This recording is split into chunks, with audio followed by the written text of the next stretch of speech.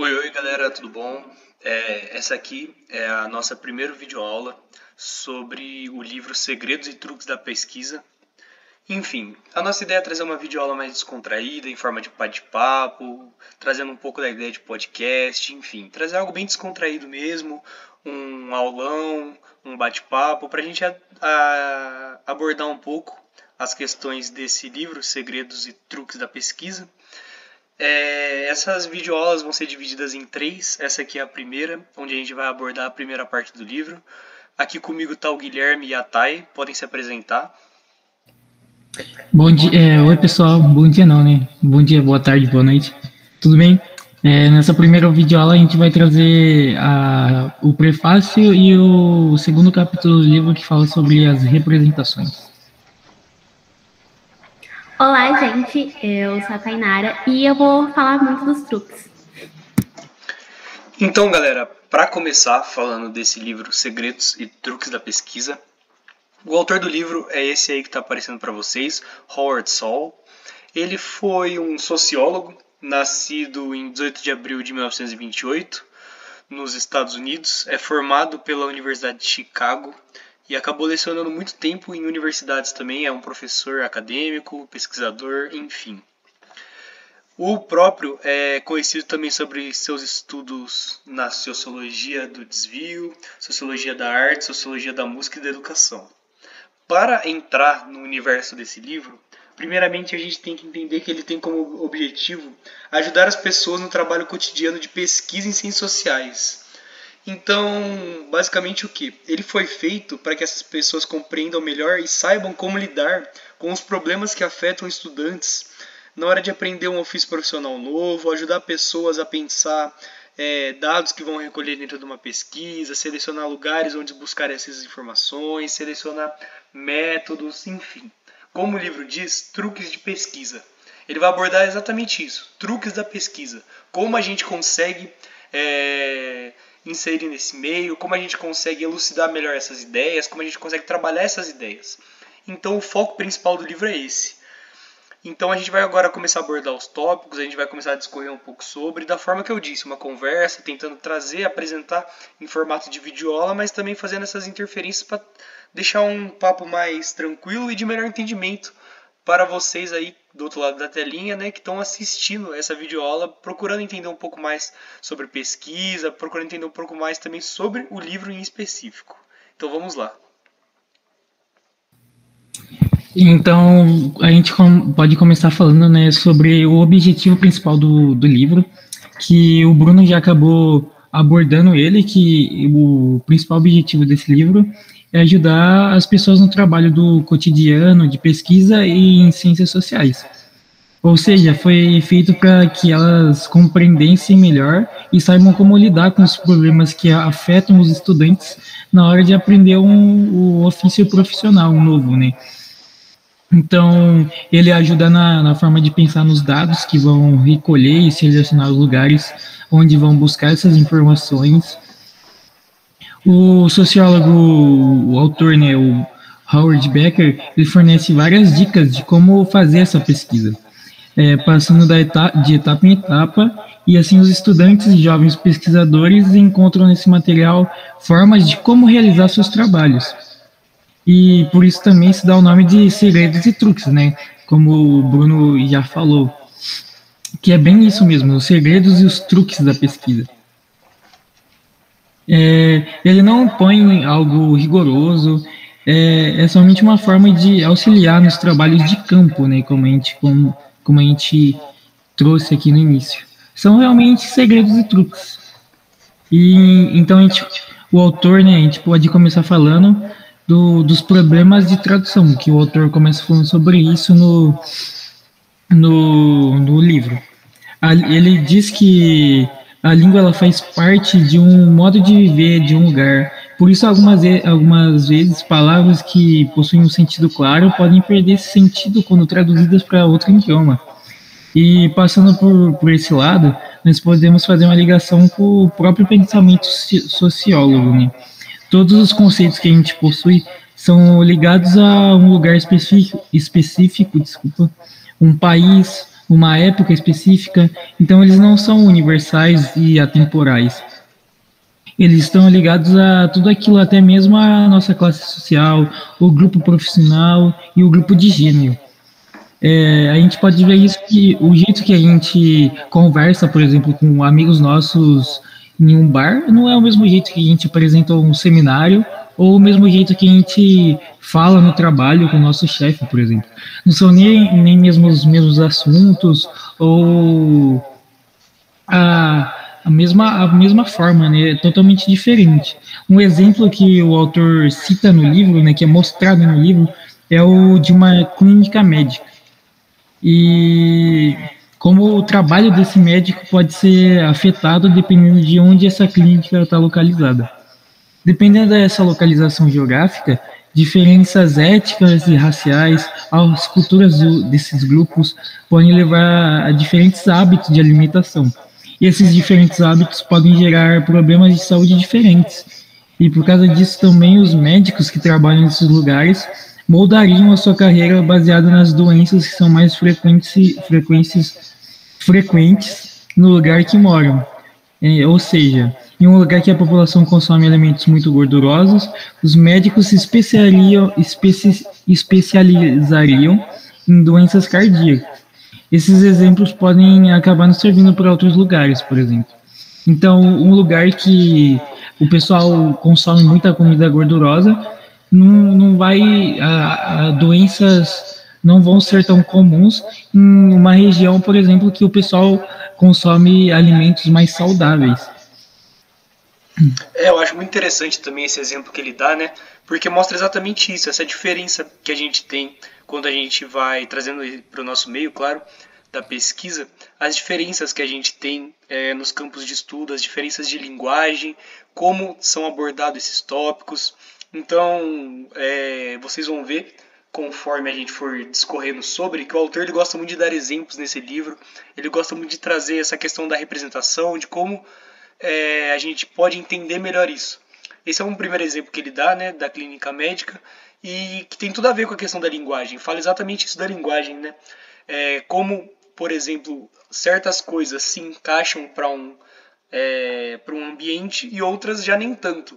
Como tem essa diferenciação de ambientes, enfim, ele traz com essas questões dos grupos étnicos e raciais, enfim, mas consegue dar bastante essa elucidação para a gente do que é a proposta do livro, de como ele quer tratar e como ele vai tratar esse assunto daqui para frente, né, Guilherme? Exatamente. E o autor, ele também fala, né, no livro que a sociologia norte-americana considera a raça e a etnicidade os principais eixos de diferenciação na sociedade. E por isso alguns cientistas de outras regiões acusam de não levar em consideração principalmente as relações de classe como traços importantes da vida diária. Mas a questão aqui é que cada ciência social de cada lugar tem as características nacionais que vão precisar ser consideradas, né? Esse exemplo da clínica foi usado no livro para mostrar como é importante essas diferenças nacionais, né? Então, acho que a gente pode passar já para o próximo slide. Aqui é falar um pouco do que o autor, dos questionamentos que o autor faz, né? O autor, ele diz que grande parte do livro, que é a base da nossa videoaula de hoje, é baseada nas experiências dele como professor. Então, ele diz que as necessidades que ele tinha de explicar para os alunos, o que ele fazia, fez com que encontrasse maneiras mais simples de falar as coisas, né?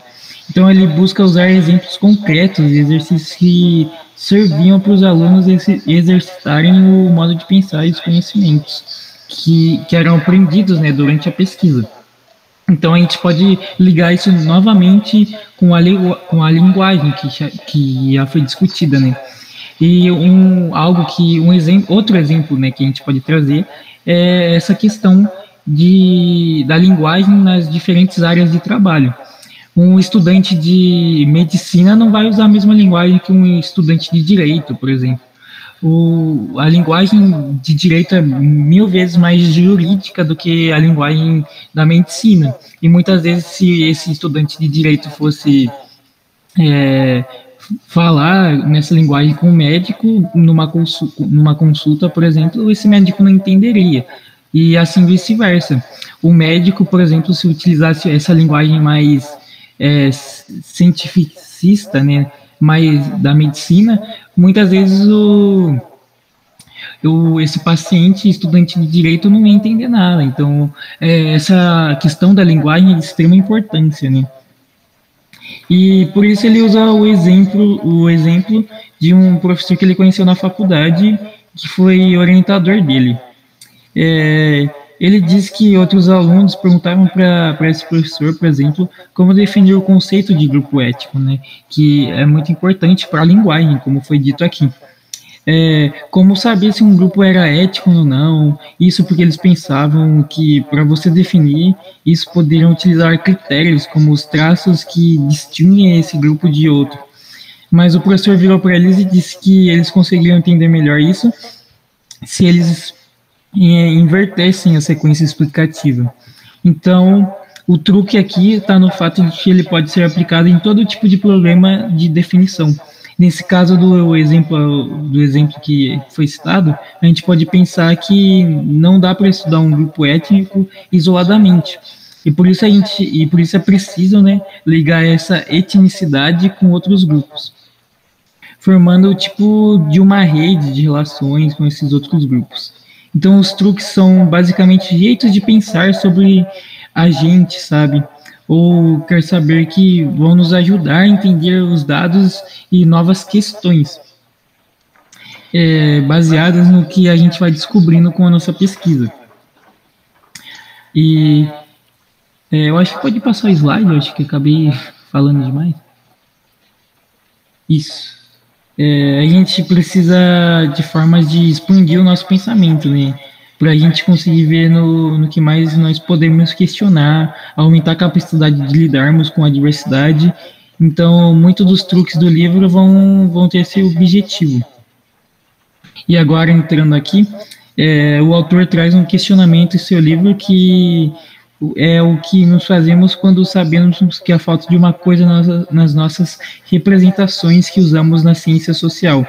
Como a gente pode melhorá-las? Então ele vai tentar solucionar essa falta de especificidade e debater sobre isso e sobre essas imagens, né?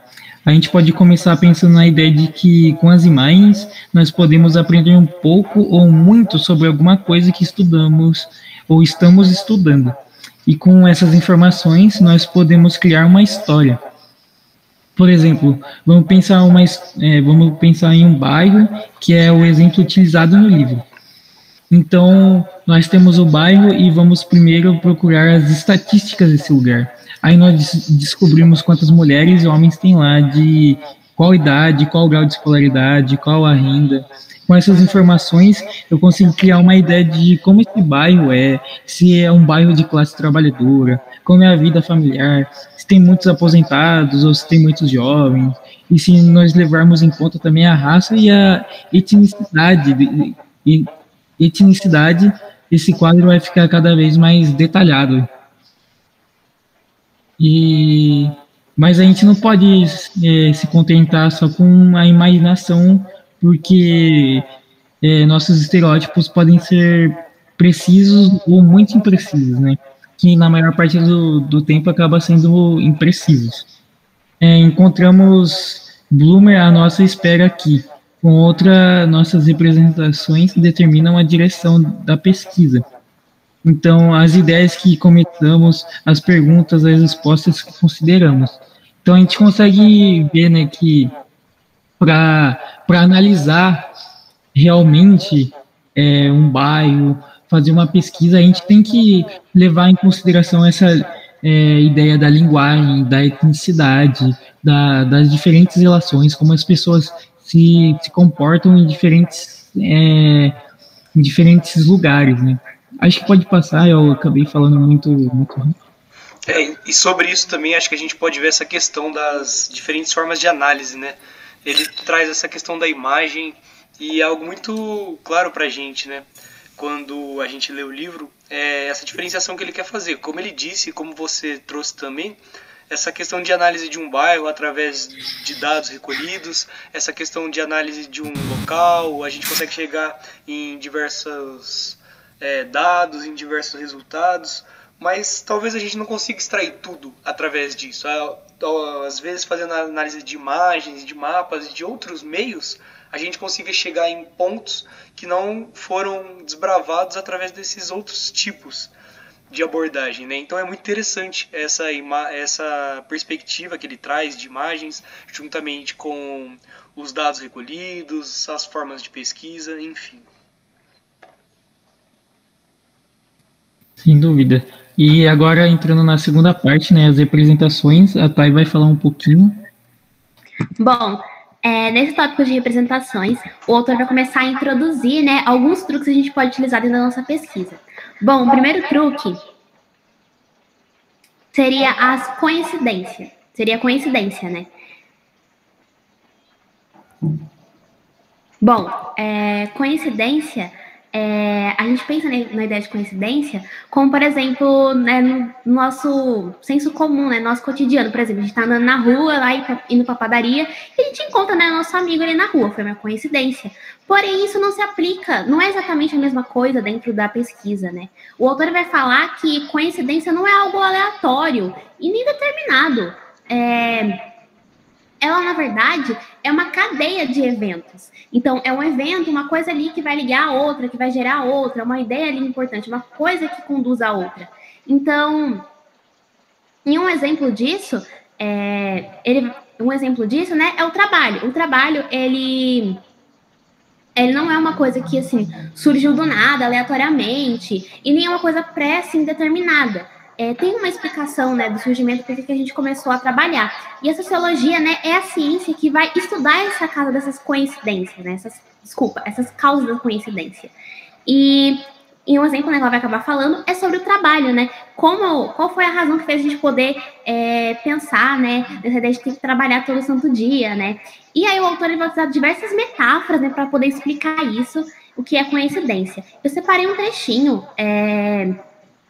do autor, né, encontrado na página 44, que é basicamente o seguinte: a ideia de que as coisas não apenas acontecem, mas ocorrem numa série de etapas, que nós, cientistas sociais, tendemos a chamar de processos, mas que poderíamos igualmente ser chamados de histórias. Então, basicamente, a gente pode tentar entender coincidência como se fossem uns processos, né?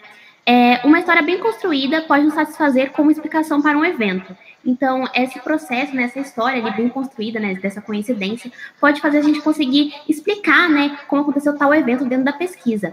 A história nos diz como algo aconteceu, como isso aconteceu primeiro e fez de uma maneira que parece razoável, com que aquilo outro acontece, e depois como essas coisas levaram a seguinte, e assim por diante até o fim. E como se tudo isso não tivesse acontecido, o evento em que estamos interessados também não teria ocorrido. Poderíamos descrever as condições necessárias para um evento, chamemo-lo de isso. Ocorra como a história de como acontece uma coisa após a outra, até que se tornou quase certo de que isso não aconteceria. Se duas pessoas se encontraram, contudo, não é tão certo assim que elas se apaixonarão. Longe disso, a maioria das pessoas não se apaixona por outra que conhece casualmente. Os amigos estão sempre tramando aproximar pares prováveis apenas para ver seus planos irem por algo abaixo. Então, basicamente, ele vai dar aí um exemplo, né, no cotidiano de duas pessoas, né? Duas pessoas vão no encontro, e não é certeza ali que duas pessoas que estão aí na se encontrar, que vão namorar, né, vão casar, vão ter filhos, né? E basicamente é isso. A coincidência, ela é um processo, né, que vai acabar gerando outras coisas dentro da pesquisa. Então, entender esse truque basicamente como isso, né? Entender que a coincidência, né, você achou aquela coisa ali, não foi uma coisa assim jogada, ela teve ali um processo, né? Então teve uma coisa que veio antes, que deu origem a esse negócio que você achou, e vai dar origem a mais outras coisas. Então é muito importante entender esse truque. Bom, o próximo truque é entender a sociedade como uma máquina, né? É entender que a gente precisa considerar todos os elementos, né? E não se considerar. Muitas vezes quando a gente está pesquisando, né, a gente pega e vê um texto, assim, a gente começa a ler um texto, né, para poder usar na nossa pesquisa, e a gente pega, vê ali uma parte que a gente não entendeu, uma parte que a gente achou estranha, a gente simplesmente desconsidera. Só que a gente tem que começar a introduzir, pegar essa parte, tentar compreender, tentar entender e tentar colocar é lá dentro da pesquisa. Então, basicamente, é tentar entender a sociedade, né, quando você for estudar a sociedade, ou até mesmo quando for ler algum texto, né, para sua pesquisa, é você tentar entender que você tem que considerar esses elementos, né, cruciais, né, esses elementos que você acha que não são tão importantes, mas são sim importantes, né. E um exemplo, né, que o autor vai dar é, por exemplo, os engenheiros. Os engenheiros, toda vez que eles vão, tipo, desenhar ali uma máquina, vão projetar uma máquina, eles sempre mostram ali como foi produzida aquela máquina, então eles mostram todas as análises, todas as situações daqueles estudos. E a gente tem que fazer exatamente isso na nossa pesquisa. A gente tem que mostrar tudo, todas as partezinhas, todas as coisas que se conectam. E quando a gente for pensar, né, e trabalhar com a sociedade, né, tentar entender essas particularidades e tentar colocar elas dentro da pesquisa e não simplesmente separar. Bom, o próximo truque seria tentar entender a sociedade como um organismo. Ou seja, o que significa isso? É tentar entender que a sociedade não é uma coisa que não tem conexão, é uma coisa que tem conexão sim, entendeu? Cada pontinho assim da sociedade, a gente pode pensar a sociedade como um sistema circulatório. Que, por exemplo, quando uma artéria é afetada, várias coisas são afetadas, né? Vários órgãos são afetados devido àquela artéria que foi afetada. Então, é tentar entender que a sociedade está conectada, né? Como se fosse um sistema, por exemplo, circulatório, né? Como se fosse, cada órgão, assim, seria uma coisa dentro daquela sociedade. Então, por exemplo,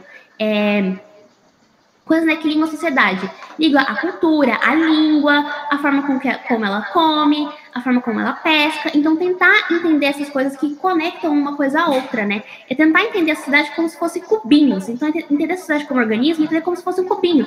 Cada coisa liga a outra e cada coisa é importante, né? Os hábitos dessa população são importantes para a gente poder entender e incorporar dentro da pesquisa. O autor ele vai falar que ver a sociedade como organismo não é em si como um truque analítico, mas apenas uma advertência geral para se prestar atenção às coisas mais conectadas em que estamos interessados. A concepção de sociedade como organismo vai funcionar bastante quando a gente quer reconhecer as variações, né, independentes de subsistências internas de fenômenos, que não são nem totalmente desvinculados, nem relacionados de algum modo profundamente desmistificado. Né? Então, é tentar pegar essa análise, né? E tentar entender que tudo ali se conecta, tudo ali faz parte daquela sociedade, e é isso, a sociedade como organismo, entender que tudo ali tem um porquê, e tudo ali deve ser, né, estudado, deve ser analisado, deve ser incorporado dentro da pesquisa. Bom, o próximo truque é transformar as pessoas em atividades, né? E, basicamente, né, tentar entender, né, que algumas maneiras, né, vão regular as situações. Então, basicamente, esse foco, né, dessa atividade, né, dessas pessoas em atividades, é entender que tem coisas que mudam, tem coisas que não mudam, e tem coisas que estão ali dentro daquela estrutura e coisas que não estão. Então, é tentar entender isso, né? E também não tentar achar que vai acontecer uma mudança, assim, super rápida. Não, a mudança acontece, assim, lentamente, né? E tem coisas que permanecem e tem coisas que mudam. E um outro truque também que está junto com transformar pessoas em atividades as coisas são apenas pessoas agindo juntas. Então, os objetos, né, portanto, né, que a gente pode ver melhor assim, os objetos, portanto, eles estão conectados, estão congelados, estão agindo juntos, né? As pessoas estão agindo juntas, as pessoas estão conectadas entre si, né? E esse truque, né, analítico, né, de ver as pessoas assim, agindo juntas, consiste em ver um objeto físico diante de nós, todas as indicações de como ele ficou daquela maneira. Então, como a sociedade ficou unida, né? Como as pessoas se uniram, como aquilo originou aquilo, por que aquilo surgiu, por que aquilo tem importância. E um exemplo, né, que a gente pode até dar por exemplo, numa aula, né, quando o professor pega ali uma garrafinha d'água de um aluno e explica: por que você tem essa garrafinha d'água? Por que a gente criou a garrafinha d'água, sabe? É basicamente colocar isso dentro da pesquisa, tentar entender por que você está pesquisando aquilo. Por que aquilo é importante? Por que se constituiu? Incorporar isso dentro da pesquisa, né? E isso é muito importante, isso vai enriquecer muito a sua pesquisa. Bom, o próximo truque tudo deve estar em algum lugar, né? Então, assim, tudo tem um porquê estar ali. As características de uma população, né? Essas variações dessas características de uma população, porque uma população gosta de taco e a outra não, porque a população cultiva milho. Então, tentar entender que essas questões, né? Tanto culturais, alimentícias, éticas raciais, elas estão ali por algum motivo, sabe? Elas estão ali por algum motivo e elas enriquecem, tentar entender que cada população ali é diferente da outra e tentar ter essa noção, né, do tempo, né? Que cada tempo ali é diferente, né? E é isso, incorporar isso dentro da pesquisa e tentar compreender bastante essa questão. O próximo truque é a narrativa. Bom, basicamente esse truque é assim, imprescindível para sua pesquisa, que a narrativa ela vai explicar as coisas, né? A narrativa é descrever as coisas, né? Então é basicamente você mostrar dentro da sua pesquisa como você chegou àquele resultado. Então, como você chegou ao resultado de que todo mundo precisa de uma garrafinha de água. Então, como você chegou a esse resultado que todo mundo precisa de uma garrafinha de água? Então você vai mostrar, ó, todo mundo precisa de uma garrafinha de água, porque é muito importante, água, né, beber água é muito importante, então ter uma garrafinha d'água auxilia bastante no processo de você beber água, porque você vai levar em todos os lugares, então automaticamente você vai lembrar, então incorporar isso dentro da pesquisa, principalmente dentro da história, né, explicar ali como você chegou àquele evento, como você chegou àquela particularidade, como você chegou àquele X daquela questão tão importante que você achou. Então é basicamente entender isso, né? E exemplificar, e mostrar, e descrever essas coisas, né? Enfim, o próximo truque seria pergunte como e não por quê. Bom, esse truque é um pouco polêmico, e o autor até vai falar isso, que basicamente é o seguinte, a gente está muito acostumado na nossa pesquisa, né, de falar assim, ó, quando você for entrevistar alguém, você chega na pessoa e fala assim, como você chegou a essa conclusão, e não por que você chegou a essa conclusão. Só que o autor vai falar que, conforme, né, as experiências que ele teve, que na verdade se come porque eles podem sim ser empregados, e que não é toda vez que você vai precisar trocar o como, vai trocar o porquê pelo como, né? Basicamente, né, eles podem sim ser aplicados, mas tem situações para você aplicar o como e o porquê. Bom, basicamente assim, quando você quer que uma pessoa fale muito, você tá entrevistando a pessoa e você quer assim, nós queremos que essa pessoa, ela fale tudo.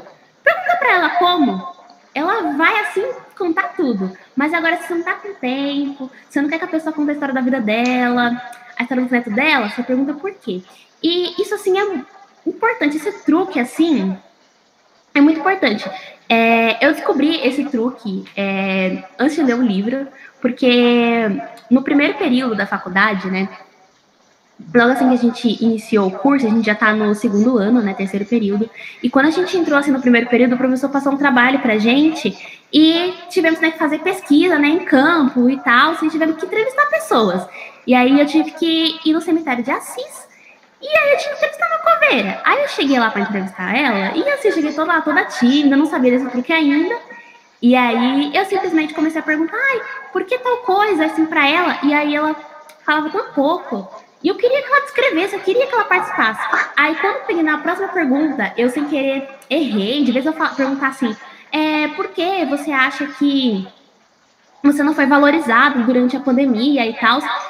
De vez eu perguntar isso, eu perguntei como, né? E aí, nossa, ela descreveu tudo. E aí eu comecei a perceber que para eu poder conseguir ter uma análise mais abrangente, né, conseguir entregar um bom trabalho, eu tinha que chegar para ela e perguntar como, né? Como ela chegou à conclusão? Como ela chegou àquilo, né? Então, assim, é muito importante você saber esse truque. O autor ele também vai dar, ele vai dar vários exemplos, né, disso. E, assim, eu acho muito importante esse truque, assim, é imprescindível, principalmente se você está começando assim na graduação, você entender esse truque na hora de você for fazer uma entrevista, nossa, vale ouro, ouro, ouro, ouro, ouro. Eu acho que até o Bruno tem um exemplo disso, né? Com certeza. Quando a gente foi fazer esse mesmo trabalho que você citou, eu acho que a gente teve muitas essas dificuldades. Dificuldade de entrar nesse meio da pesquisa, dificuldade de como abordar os pontos que a gente queria, como chegar nos objetivos que a gente queria também. Então, tendo agora a leitura desse livro, tendo agora o entendimento de métodos e de truques, como ele chama, tudo fica mais claro, tudo fica mais elucidado pra gente. Então, é normal, eu acho que para todo mundo que inicia nesse meio da pesquisa, sejam eles estudantes das matérias das ciências sociais, ou pessoas que estão nesse meio de alguma forma, tem essas dificuldades, tem esses questionamentos de como abordar, como tratar isso, e com a leitura desse livro a gente consegue desbloquear isso, né, gente? Desbloquear essas manhas, esses macetes, assim dizendo, né? Esses truquezinhos que vão nos ajudar muito na hora da pesquisa. Como extrair o máximo possível da pessoa que a gente está entrevistando para colher dados, como extrair o máximo possível de imagens, mapas, documentos, enfim, o que for que a gente esteja ali utilizando. Então, assim, o livro de fato é enriquecedor quando o assunto é pesquisa. Acho que ajudou muito, tenho certeza que ajudou muito a gente que leu ele para desenvolver essas videoaulas, ajudou muita gente nas nossas futuras pesquisas, e a gente está tentando aqui trazer esse debate, esse bate-papo, né, para tentar passar isso para vocês que estão assistindo e para vocês terem essa ideia também. Muitas pessoas vêm atrás desse tipo de conteúdo pensando em melhorar seus métodos de pesquisa, pensando em como aprimorar isso para colocar em prática, está tendo que fazer uma pesquisa, seja para a faculdade, seja para o trabalho, em qualquer meio que esteja, e esses truques, esses macetes são, assim, incríveis, né, para a gente que está nesse meio. Isso mesmo, Bruno. Bom, o próximo truque é o processo. E basicamente o processo é o que levou você a chegar àquela conclusão, né? E é muito importante você colocar isso dentro da sua pesquisa. Então, por exemplo, como você chegou àquela conclusão, né? Instantaneamente da garrafinha. Como você chegou à conclusão de que a garrafinha é tão importante assim para a sociedade, tão importante assim para as pessoas, né, no seu dia a dia. Então é você pegar e discorrer ali dentro da sua pesquisa o porquê que ela é importante e como você chegou nessa conclusão.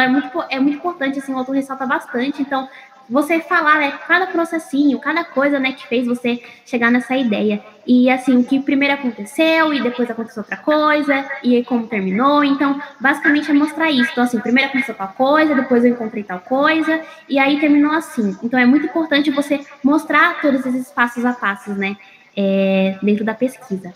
Bom, o próximo truque é as causas, e esse é, na verdade, é o último truque, né, depois é só a conclusão do capítulo, mas a ideia, né, de causalidade, os cientistas, né, sociais gostam, né, de falar que uma coisa causa a outra, né? E um exemplo que eles vão dar é daquelas bolas de bilhar, né? Então você pega uma bola de bilhar A e bate na B, né? Aí a B vai lá e se move, então uma coisa causou a outra. Então a bola A bater na B causou, né, a B se mover.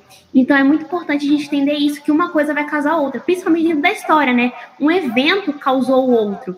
Então a gente entender que, por exemplo, o golpe, né, que aconteceu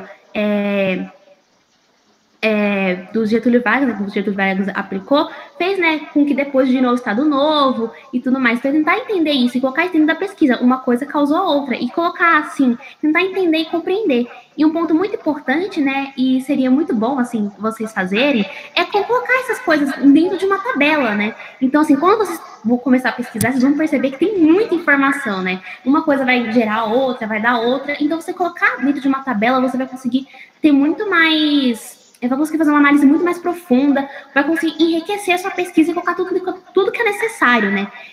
Esses dias eu estava conversando com um professor, e aí ele me deu a dica de pegar todos os meus fichamentos, né, do curso e colocar dentro de uma plataforma.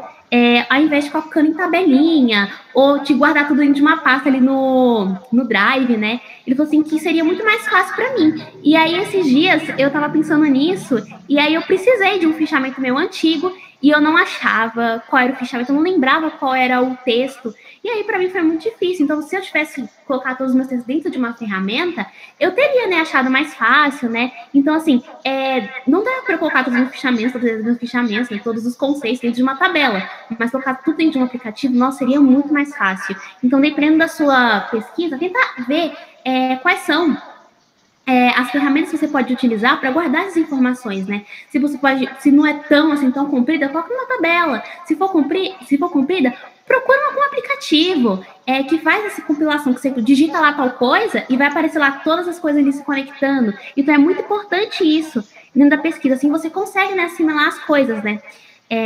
Você consegue assimilar, né, as coisas. E é muito, muito importante saber disso, né? E tentar, né, entender e incorporar isso dentro da pesquisa, né? Bom, o próximo seria a conclusão do capítulo.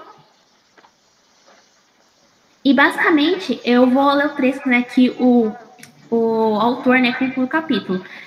Quem está na página 81. Bom, o autor começa assim. Concluirei este capítulo mencionando um outro tipo de imagem, a figura do cientista social no trabalho, uma imagem muito comum na ciência social contemporânea, e a do intrépido cientista. Uso o gênero masculino porque a representação é bem machista.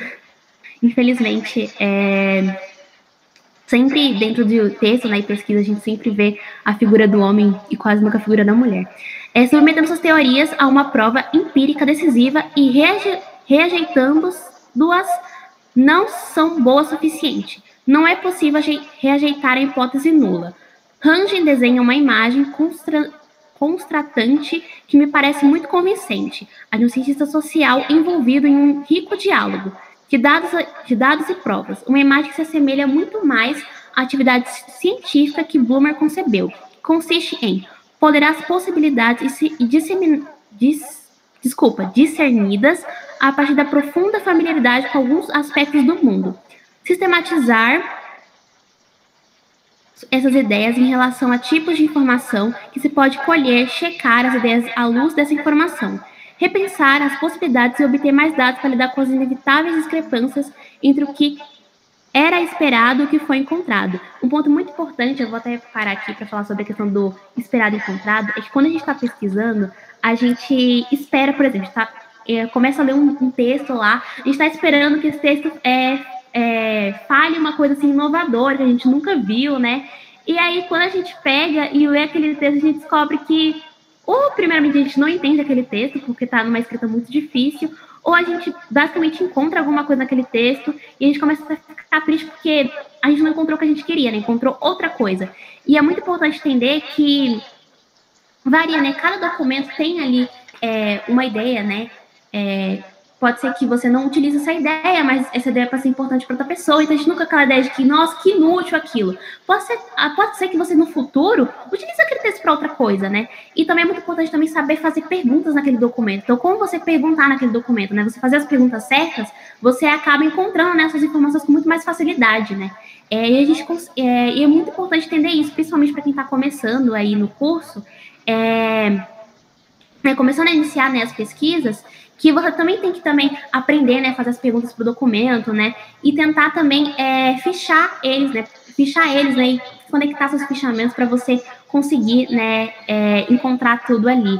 E também tentar, né, entender que tem uma grande diferença entre o que você está esperando e o que você vai encontrar, né, o que foi esperado e o que foi encontrado. E assim por diante, numa versão de imagem proposta por Curro para o desenvolvimento da ciência como um todo. Então, é basicamente isso, a conclusão, né, do capítulo. E, assim, esse capítulo, assim, ele é perfeito, né? Ele mostra truques, assim, imprescindíveis para a pesquisa e truques, assim, fundamentais e que facilitam muito o nosso dia a dia na pesquisa e até mesmo nos trabalhos da faculdade, né? Então, é muito importante a gente saber, né, e conhecer esses truques, porque eles facilitam, assim, demais.